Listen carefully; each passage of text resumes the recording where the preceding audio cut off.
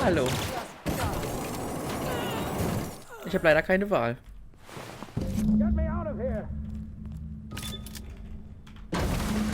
Oh, okay.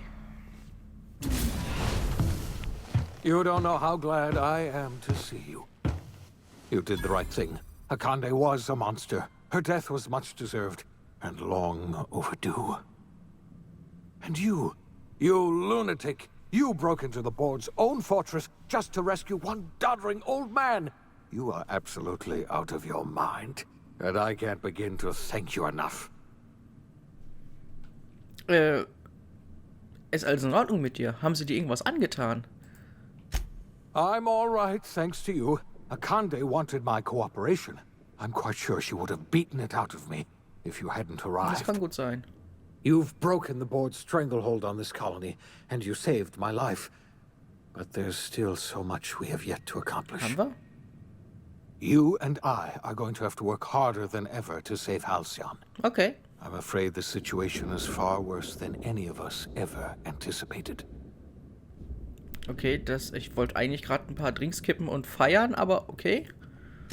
I would like nothing more than to celebrate this victory, but we have a serious problem on our hands. Earth has gone dark. We haven't received a single message in 3 years. There's been no communication, no signals, nothing. 2 years ago, the Earth's Directorate's frigate disappeared on their way back to Earth. We don't know what they discovered when they arrived, or if they arrived at all. Okay. First the food supply, and now this. That's it. I'm done. There is no plan, just random chaos. Der Vikar verliert seinen Glauben. You're experiencing a crisis of faith, preacher. Don't worry. That just means you're paying attention. You mean we're all alone out here? Really alone? I'm afraid so, Miss Holcomb. Halcyon is the only home we have left. Returning to Earth is no longer an option. We're in serious trouble, my friend. Do you know what this means for Halcyon? We can't rely on Earth for support anymore. We've been cut loose. We're entirely on our own. Vor uns liegt eine Menge Arbeit. Fangen wir besser an. Yes, you're right. The road is long, and we haven't a moment to waste. We must begin the revival process immediately, starting with the hope's brightest minds, and then we're going to fix this damn colony, one problem at a time. We're going to need a leader, and I can't imagine a better person for the job than you. What do you say, old friend? Will you help us? Ja! Kann ich jetzt Chef der Kolonie werden? Nehme ich. You won't hear a word of disagreement from me. Ich dachte zwar, es wäre das Ende, aber... When I revived vielleicht you, ist es das auch, aber... I thought we were going to save this colony all by ourselves. But I was wrong. We can't save Halcyon on our own. We're all going to have to pull together, somehow. We are not a colony anymore. Our last connection to Earth has been severed. I don't know if we'll survive, but we're going to have to try our best.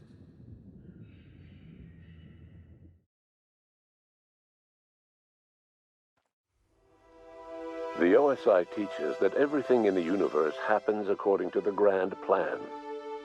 But the stranger that arrived in Halcyon was an unplanned variable. From the moment she landed in Emerald Vale, her actions altered the course of history. The events on Tartarus brought about the end of the board's authority. But the board's mistakes would haunt the colony for decades to come. The damage they left behind would require the work of a generation to repair. Dr. Phineas Wells began reviving a handful of the Hope's colonists. Engineers, scientists, technicians, and intellectuals. They were among the brightest minds the Earth had ever sent out into the stars. The Hope scientists and engineers woke up in a colony descending headlong into total collapse. With no way to return to Earth, they had no choice but to band together and devote themselves to the cause of saving Halcyon. The people of Halcyon were nothing if not hardy. In the absence of the board's authority, many of the colony's settlements banded together with a single purpose in mind: survival. Life was especially hard in the years to come. some towns dissolved by attrition and starvation, but most of them found a way to carry on. In the years to come, Halcyon was forced to reckon with its newfound freedom. The board was gone, and for better or worse, the colony was responsible for its own destiny. Sanjar's civil liberties and worker-centric policies were slow to catch on with the other corporations. But as Halcyon began its long, arduous journey toward recovery, many of Terra 2's smaller townships started adopting MSI's alternative corporate structure, and eventually became entirely self-sufficient. In the coming years, many of these townships managed to eke by, where otherwise they might have starved. Sublight Salvage adapted to the changes in Halcyon, shifting their business model to suit the times. Their claims of legitimacy were scrutinized, but ultimately unquestioned. Lilia Hagen would continue to protect her family as ruthlessly as ever.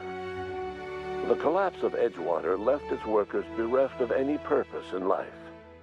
Most of them made their way to Adelaide McDevitt's camp, hoping to ingratiate themselves into her favor.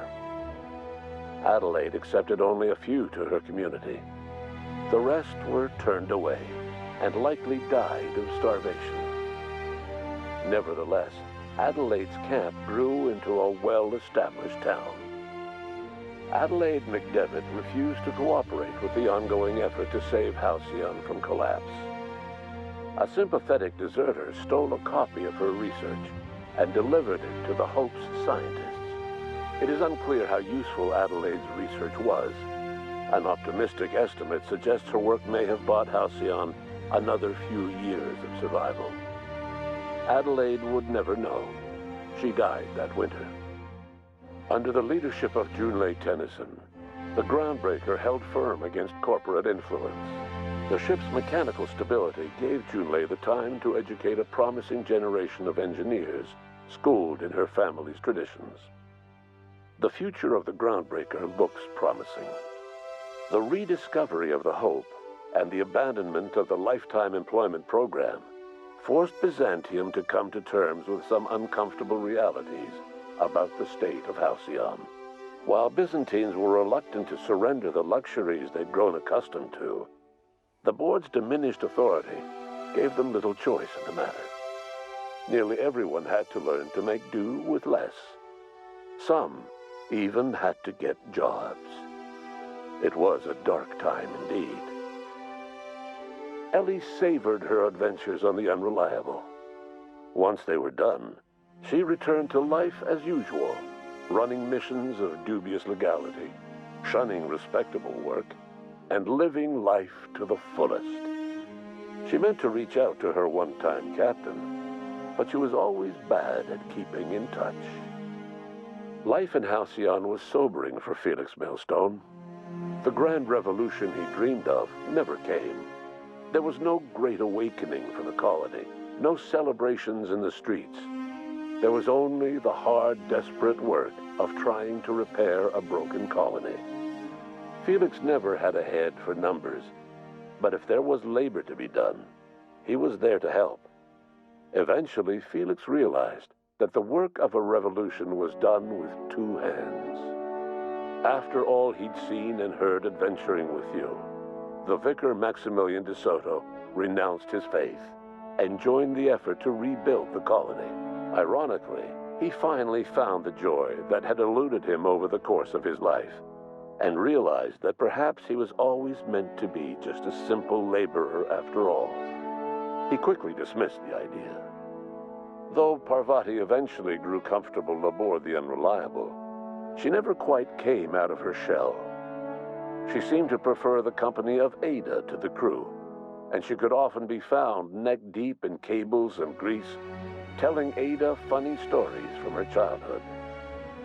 While the colony fell into chaos, she found an island of relative peace with Ada, and they formed an unusual bond. She decided to remain aboard the Unreliable permanently as its chief and sole engineer. As hard as she tried to drink them away, Nyoka's memories eventually overcame her. Traveling with the crew served as a constant reminder of the family she'd lost, and so she eventually returned to Monarch to get back to what she found most comfortable: the deep end of a bottle and the far end of a trail. Few have seen her since, but travelers often swear they hear her and her machine gun in the night, screaming swears and spitting bullets.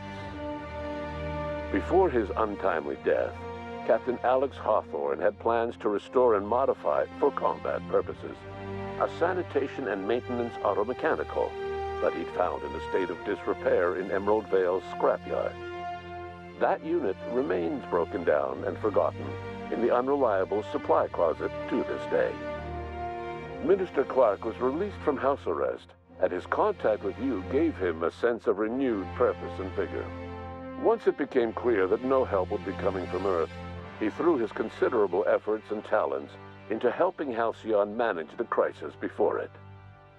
As for Dr. Phineas Wells, he spent his remaining years in his orbital lab. Though he was always haunted by the failures of his past, he was determined to make things right by building toward the future. The revival project was hard and painful work, but in the end, despite limited resources, over half the Hope's colonists were successfully revived. Even after Wells passed away, the Hope scientists and engineers worked night and day to pull Halcyon from the brink of collapse. Their efforts continue to this day, which may be reason enough for optimism. Dr. Wells laid the groundwork for the project to save the colony, but he would never live to see the fruits of his labor. He passed away a few years later. His work was carried on by the scientists and engineers he revived.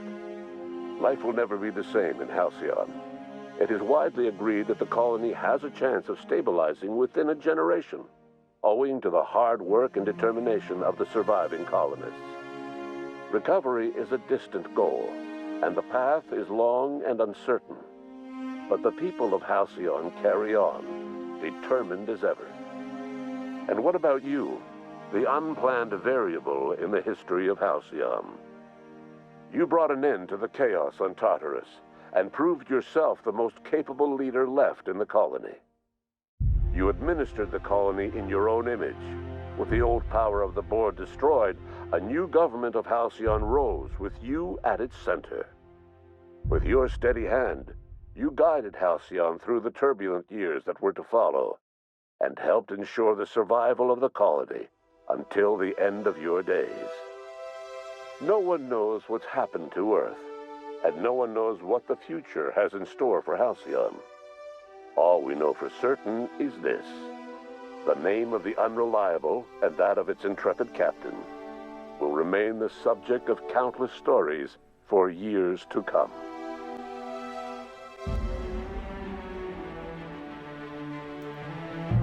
Okay, ich würde sagen, wir haben das Spiel geschafft. Was heißt das Spiel? Also die Hauptstory ist halt durch.